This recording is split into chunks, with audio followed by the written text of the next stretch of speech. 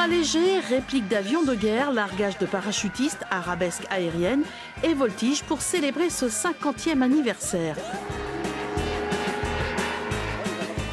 Marianne et Adam sont pilotes instructeurs et pratiquent la voltige à deux. Avant de décoller, les pilotes répètent leur plan de voltige. Chaque geste est calculé, rien n'est laissé au hasard. On a passé une vie de pilote à ne pas s'approcher d'un autre avion, à ne pas laisser un autre avion s'approcher de nous parce que c'est le danger. Et là, il faut apprendre à voler vraiment aile dans aile ou à se croiser à des vitesses de rapprochement qui s'additionnent et qui font des vitesses de croisement de 500 km/h. C'est une c'était un grand défi pour nous. Michael Brageot est venu du Lot-et-Garonne aux commandes d'un Extra 330 SC. Ce pilote de ligne est passionné par la voltige depuis son enfance. La voltige, sport de haut niveau, demande un entraînement intense et une préparation mentale avant le vol.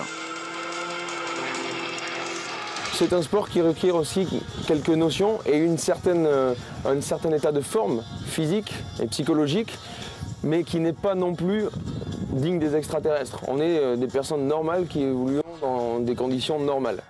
Ce meeting a aussi permis d'effectuer un retour sur l'histoire de la Seconde Guerre mondiale. Le L5 Sentinelle a participé au débarquement en Normandie en juin 1944. Il a servi au transport de colis et de messages. Cet avion est équipé d'énormes amortisseurs pour pouvoir se poser sur des champs à peine préparés. Il se posait n'importe où, là où étaient les chars.